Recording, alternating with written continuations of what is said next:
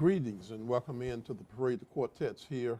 We are at the state capitol, as you have seen us in the previous weeks, and we're talking with the Dean of the House of Representatives here in the state of Georgia, Representative Kevin Smyre.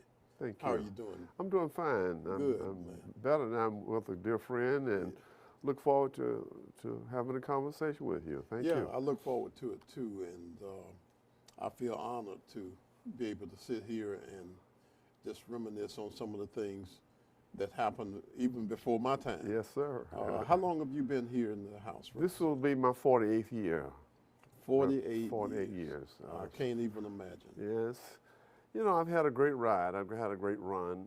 But when you think about 48 years, it's almost 5 decades. And it's gonna be a long time before that's replicated, I believe. I believe, yeah. But coming at a very young age, 27 years of age, and being here consecutively for 48 years is 25 elections. And that's important. It's not like you were here for one period and came back. Yeah. You've been here consecutively for 48 years. Yes, sir. So tell me, most people who come in after a certain amount of time decide to move over to the Senate or statewide office. Has that ever? I never had a desire to run. At one time, I had a chance to run for the state Senate. I didn't do it. And then I had a chance to run for the Congress. I didn't do it.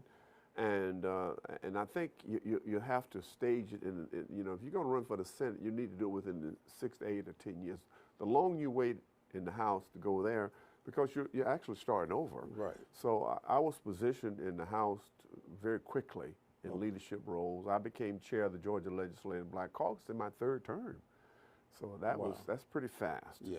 And then that was 1979, and then the Speaker put me on appropriations in 1981, which means I went on there in my 4th term. Okay. So I was put in very strategic positions, and I was sort of fast-tracked, if you will, and then I worked for Synovus. Okay. And Synovus afforded me a great career. I started out as a manager trainee, and I went to become executive vice president of corporate affairs and serving on the governance committee of the company and president of the Synovus Foundation.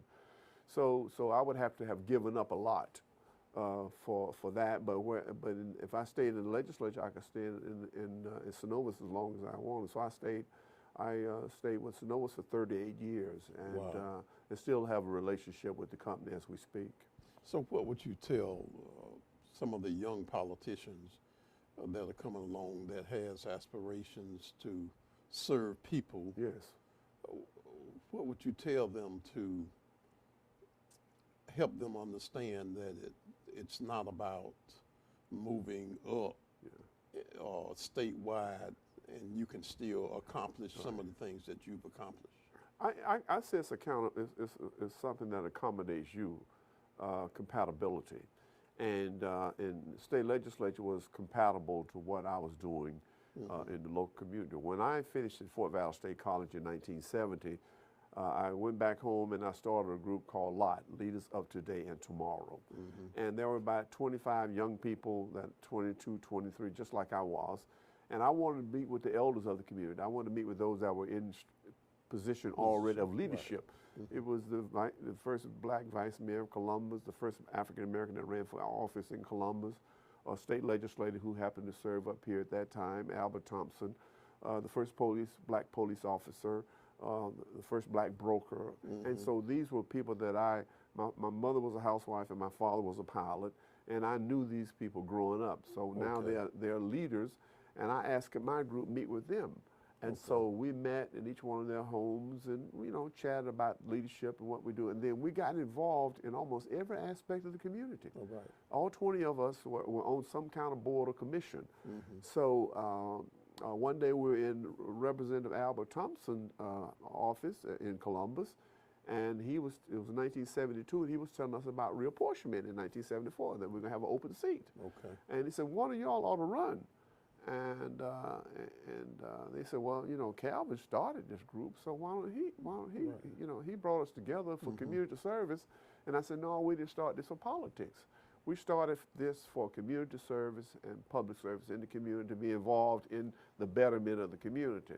So a little period followed, and in my mentor, who was the vice mayor at the time, called me to his home and said, look here. I said, what do you think politics is what community service and public service. Right. And I thought about it, and he called me again. He said, you ought to do this. And so that led to me running, and I won.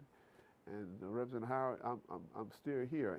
And that was the first seat that you... First thing I ever run for, and there's 5 of us in the race.